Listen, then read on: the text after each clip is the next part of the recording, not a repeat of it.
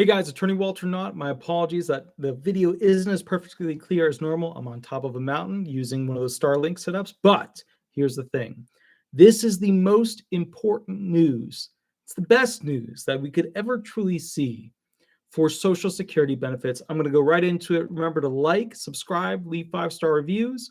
I'll put that in the comments section and the chat section in a moment. But first, here's the deal. Let's read the headlines. They're awesome. On Social Security and Medicare, Biden accepts the GOP's gift. Republicans effectively put Social Security and Medicare on an election season platter. That's beautiful. Daring Democrats to take advantage, Biden has clearly noticed, right? As voters fret, and that was from, just so you know, Matto blog. This one's from abcnews.go. As voters fret the economy, Dems narrow in on a new message. Save Social Security, Medicare from GOP. That's that one, okay? Next one, this one's from thehill.com. Democrats ramp up attacks on GOP over Social Security Medicare plans. Hey. Here's the next one. Walker to campaign with Rick Scott, the architect of GOP plan to slash Social Security and Medicare. All right, look, I started this channel because I was doing a bunch of seminars at library functions on the lies and the bullshit that the Social Security Administration is unfortunately being attacked with, that the Social Security, social insurance systems we have are unfortunately being attacked with.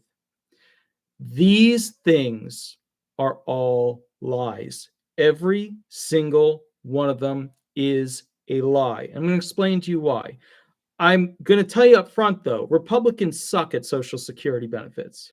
But each one of these things that I've just read to you, each one of these headlines is a lie. Here's why.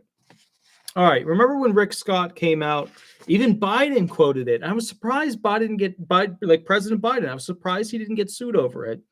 He came out and basically said, well, this Rick Scott guy with his 11-point plan wants to end Social Security benefits for everybody. But that's not what Rick Scott said. I'm not saying Rick Scott really loves Social Security. Look, I sat back. You go back 4 or 5 years, you'll find a video of me saying nobody is ever going to touch Roe v. Wade. I was wrong. I admit that. But I'll say to you this, Social Security, they built their entire attack campaign on 2 major functions. Number one, this is what the Democrats are doing. It's all bullshit and it's all lie, but I can show you it. And if you want to go ahead and understand it, just take a minute, hang out with me, and I'll show you why. But it doesn't mean that Democrats are not a better option for Social Security benefits. They almost always are. But for this one with Rick Scott had this 11-point plan, okay? As part of it, he put into it one particular bullet point. And the idea was that the laws that we have would come up for review every so many years so that we could reassess them to see how they're doing and review, fix, and preserve those social programs so that they are financially solvent for the long term. Okay, now Scott had not detailed how exactly he wanted to change the programs and whether that might mean fewer benefits. I'm reading directly from factcheck.org. Okay. Nonetheless, Democrats went too far in ads and social media claims that say Scott and all Republicans, by extension, want to end or phase out those popular programs like Social Security benefits. So that first extension, that first lie was a big one. They weren't just being, cutesy disingenuous. Unfortunately, the Democrats, and look, what happened was it started, it grew, it ended up in the president's mouth. It's a big lie. Rick Scott never said that. Doesn't mean he won't try to go into his fancy bunker and reduce Social Security benefits if there's more Republicans in. Not saying that, but just saying the base of this thing is built on a lie. All right, let's go to the next slide. Okay, let's go over here to the next slide. Democrats ramp up attacks on GOP over Social Security Medicare plans with, and I'll read it from The Hill, thehill.com. You guys all know this place. With Election Day just over 2 weeks away, 14 days away, Democrats are ramping up attacks on Republicans on their plans to change Social Security and Medicare. GOP leaders have said the programs need to be reformed or risk going bankrupt, which they will, though they have avoided specifics about proposed changes, which they have, and have said that they will play hardball with government funding should they retake the majority, which they probably will. Their new argument is also based on kind of a lie. It's a lie. It is a lie.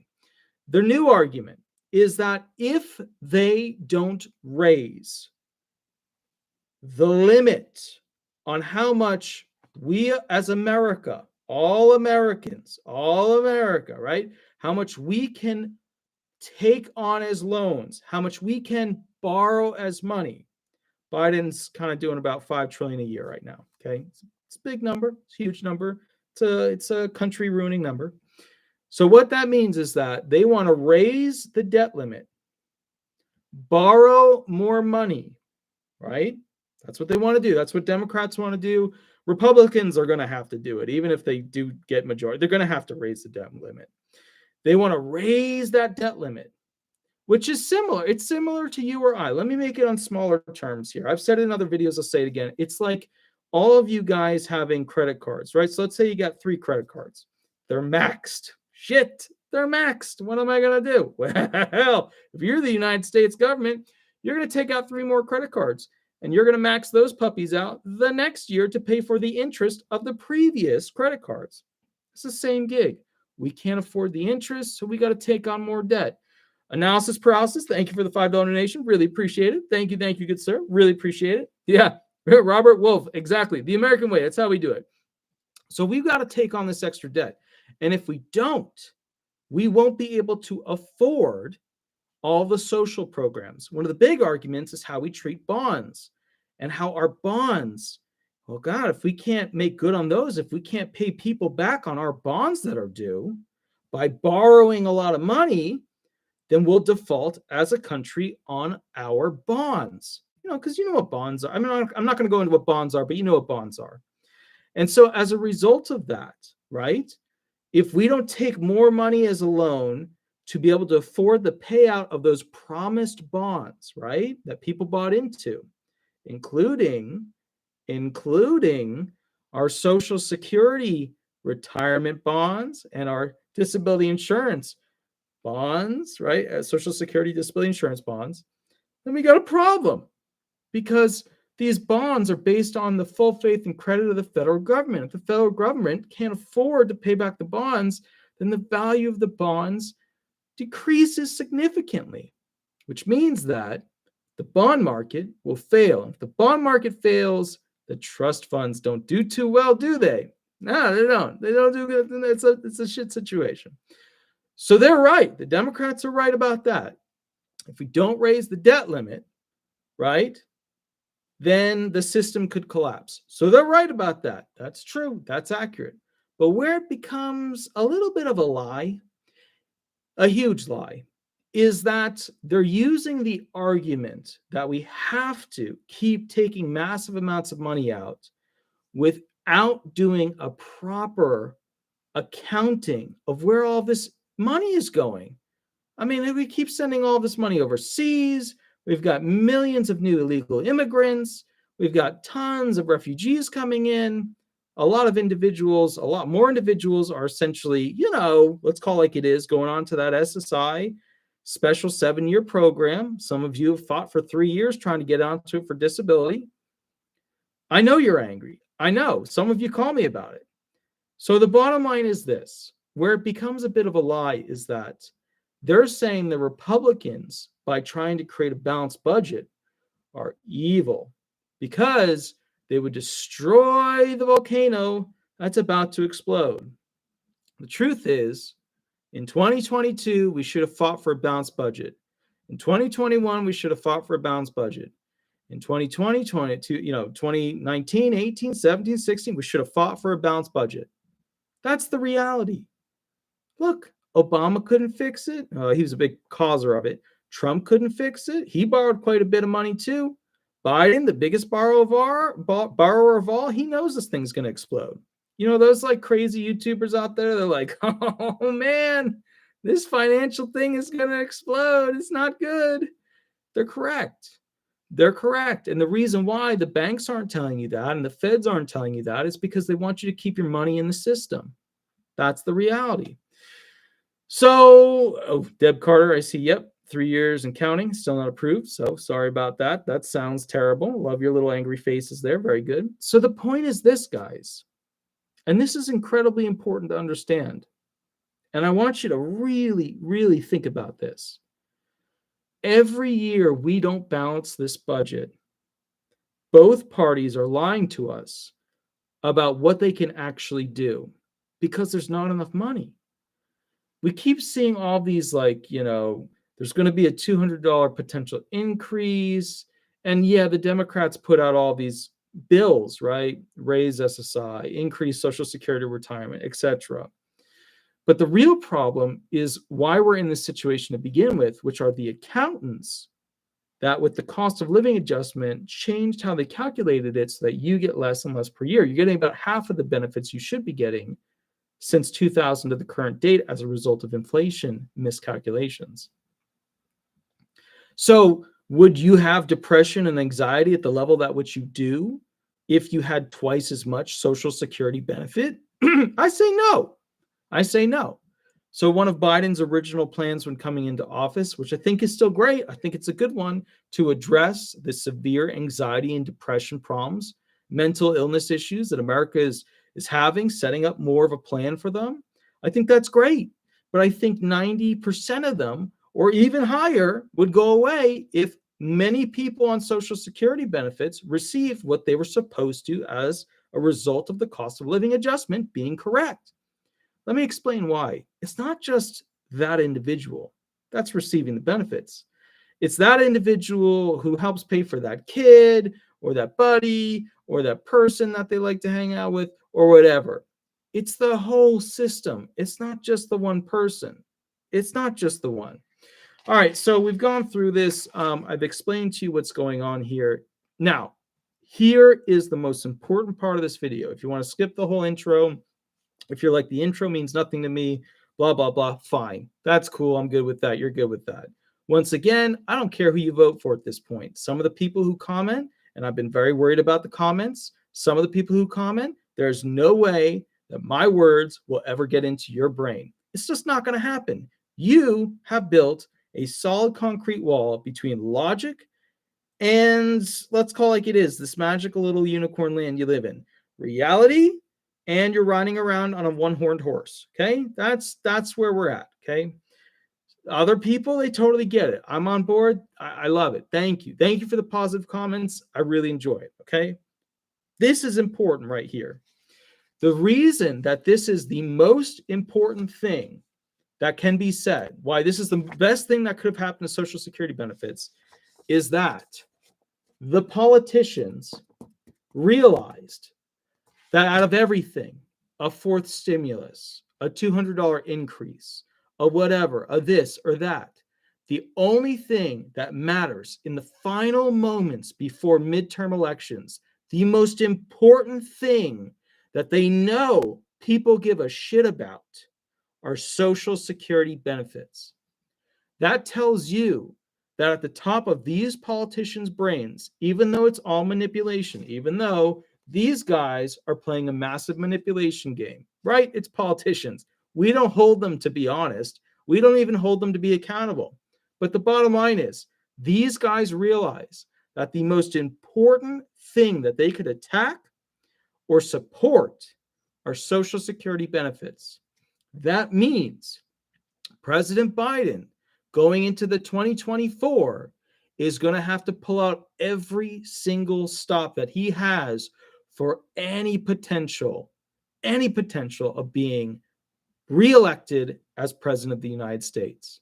That also means his main contender, some people say it'll be, Rick Scott, some people will say it'll be DeSantis, but everybody knows realistically it's going to be Donald Trump. It's going to be Donald Trump against Biden. We all know that. It's just the way it's going to happen. That also means the number one thing of discussion by these guys, and these guys are going to be these right here: Social Security benefits. This is de facto proof that the federal government, with the politicians interacting with the agencies, they realize more important than the War Department, more important than the immigration department, more important than everything else, Social Security benefits. They win or they lose political chairs. Now, what does this mean? Biden is going to try and push for more SSI changes. He's got to somehow fund the millions of immigrants that are coming into this country. You know it, I know it. I'm not saying it's a bad thing. I'm not saying it's a good thing. We need more work product as a country to earn our way out of this debt. It's the only way it's going to happen. We're farm animals. We make products. The farmers take our products and they use the money from it. And as a result, that's how we pay towards our debt. Even though we're not paying down the debt and we've failed now on paying back the interest. We have to take out a loan to pay off our interest. Okay. Even though that's the problem, we still need more workers. We still need more work product. The truth is we need more people. The truth is, though, if you bring more people in and put them on SSI for 7 years, they're not going to work because, you guessed it, SSI people are only allowed to earn a very small amount, right? You got your $65, $20 rule. Before they take away $2 of every, they take away $1 from every $2 of the SSI benefits. So he will pass, in my opinion, it's almost certain, some sort of SSI regulation to allow SSI people to work and earn more. That way people can work and earn more over the table, right? Have more. They can do a part-time gig and get some more money. That's the reality. As you just put it in there, Joe Ferguson, show me the money. That's where it's going to happen. That's where the money's going to go. It's going to allow more SSI people to work more, earn more, and then they get to tax them more. That's it. That's what he's going to do. Now, that means those Social Security disability insurance, Medicare people, the retirement people, they're going to be, putting it very simply, a little sad, a little upset, a little, as my friends in my generation would call it, a little butthurt, right? Why are we giving all this money to the SSI people? They didn't earn it, right? That's the argument we always hear. This is where the great battle will be fought for 2024, right? Because we're seeing it right now. We're seeing the baby version of that right now. That's where Trump is either going to heavily support Social Security, retirement, and social, insurance benefits for the disabled and the survivors, or he's not. And that is going to dictate whether or not Donald Trump will have a strong chance against Biden. Now, look, Biden's not doing well. Everybody knows that. I don't just mean in the physiological sense. I don't just mean in the speeches. He's not doing well overall. I mean, they got videos of Saudi princes making fun of him and talking about him versus, he's not doing well. We have foreign nations not willing to give us oil that we need because he shut down the things that made us capable of supplying our own needs. He's not doing great, but to his support, he's elderly. He was never a great politician to begin with. And as a Democrat, he's a really bad one. I don't think of him as a Democrat. I don't think of Trump as a Republican. These are two weird animals that live in the parks, but they're not really what everybody else is doing.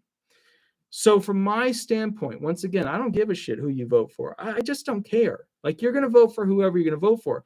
Democrats support Social Security better than Republicans. But Democrats are BS artists when it comes to how they support Social Security. They keep coming out with all these cutesy bills that'll never get past the committee. They could have made a deal. They could have fought for you. They could have showed up on Fox News and said, this is how we make it better for the retired. They could have done all those things, very basic steps to get the Republicans on board with them. They don't, because they know the money isn't there, because they know they can't get an accounting to happen at the federal level. And without an accounting, none of this stuff is ever going to work, which brings me back to my next point. This is going to fever. This is going to blister. And the American people are going to put their votes specifically where Social Security matters. That's the reality. 2024 will be fought and won over Social Security benefits. This is crucial. Guys, I will catch you a little bit later. You have a wonderful, wonderful night. I'm going to do maybe 1 or 2 more videos, and then we'll go from there. Have fun, and please research what's going on. When you read a little bit deeper, you see what they're doing. I'll catch you later. Have fun. Bye-bye, guys. Bye-bye.